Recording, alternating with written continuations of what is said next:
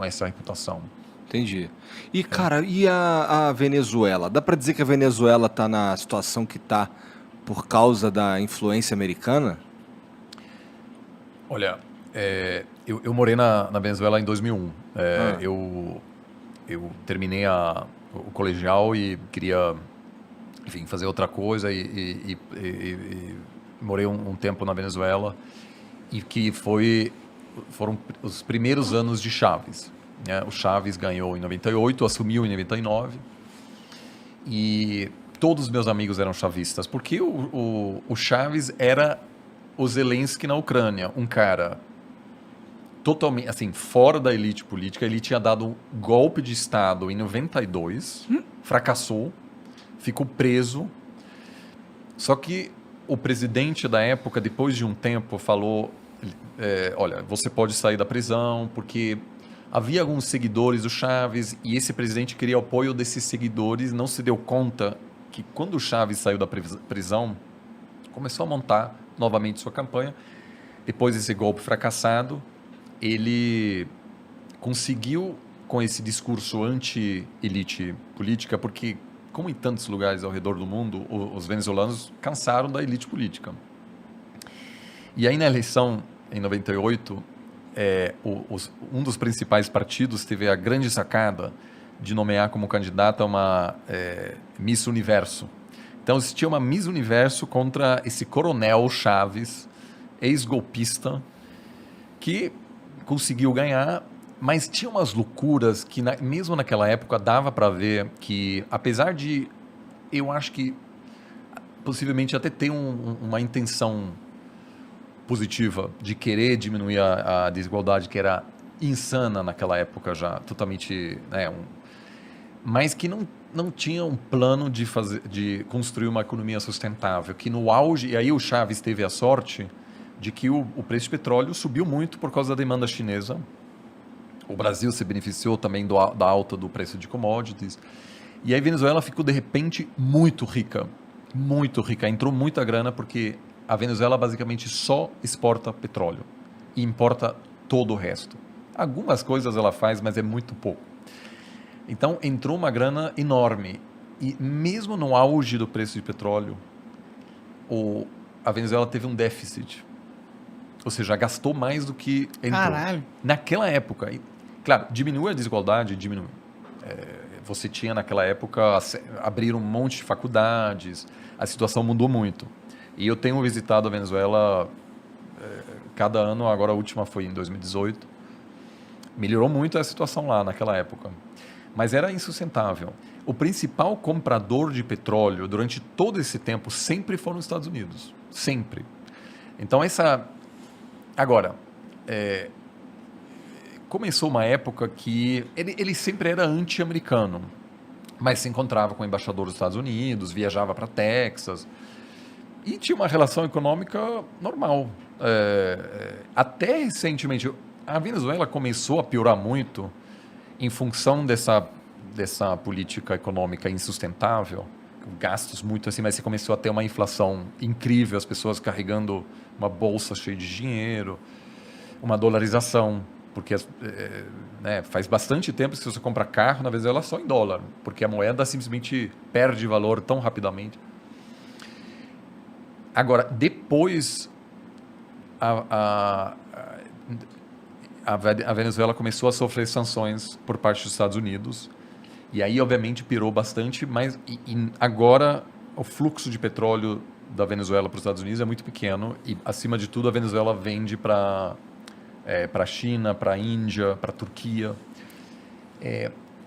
Mas a origem da crise venezuelana acima de tudo, vamos dizer, uma estratégia econômica insustentável que piorou depois em função da crise entre a Venezuela e os Estados Unidos, mas não é a principal causa. Entendi.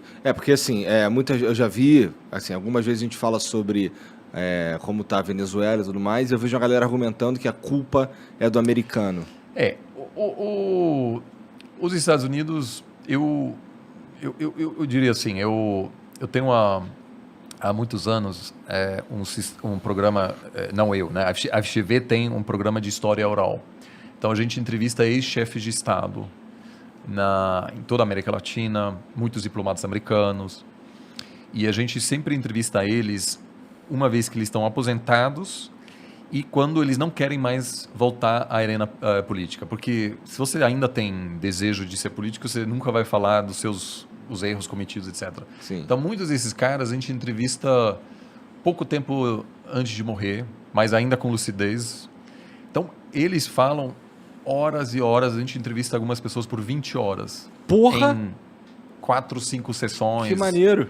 Os caras devem falar pra caralho, então. Muito, muito. mas eles E ninguém consegue uns esconder insights. tudo se você tem que falar 20 horas. Ninguém. Então, uma que eu fiz recentemente é do Manuel Zelaya, que foi presidente de Honduras e sofreu um golpe militar em 2009. A esposa dele virou presidente ontem.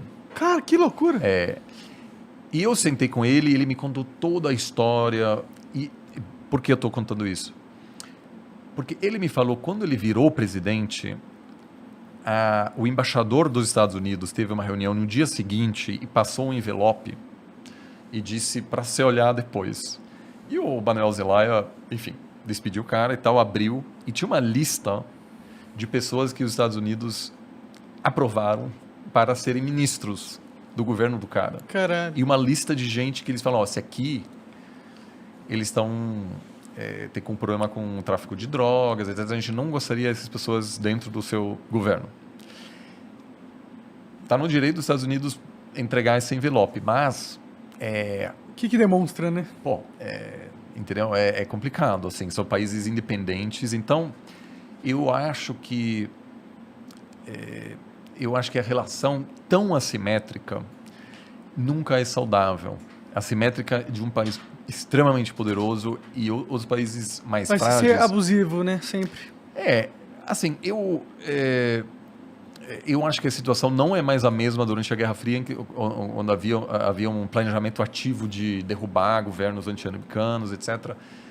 Mas com os Estados Unidos tão presente, é também muito fácil para alguém como um líder nacionalista como Chaves em dizer qualquer problema que nós temos aqui Joga a dentro culpa é culpa neles. dos Estados Unidos. Sim. Então, assim, não tem santo Nesse mundo aí, né? nesse mundo aí. A influência enorme, a elite política venezuelana é muito envolvida politicamente nos Estados Unidos, então a elite em geral vai por dentista em Miami, é muito perto, todos os filhos estudam nos Estados Unidos, então é uma relação difícil. Os Estados Unidos por muito tempo foi o principal investidor na Venezuela, o principal comprador de petróleo, mas hoje eu acho que o principal problema mesmo, e eu senti isso, tinha um viés autoritário naquela época já. Eu lembro que eu estava em Caracas quando pela primeira vez todos os canais foram obrigados a transmitir o pronunciamento do Chaves. Eu lembro disso porque a gente estava assistindo um filme e de repente apareceu o Chaves e todo mundo falou, pô, Não é o Chaves isso? que a gente gosta. Nem é o Chaves que a gente gosta. Então, assim, não é um democrata também, porque o cara deu golpe de Estado em 92, pode até ele ganhar uma eleição, mas havia bastante clareza de que aquilo era um projeto autoritário a longo prazo, e isso também eu acho que afetou muito a capacidade de tomar decisões econômicas mais equilibradas.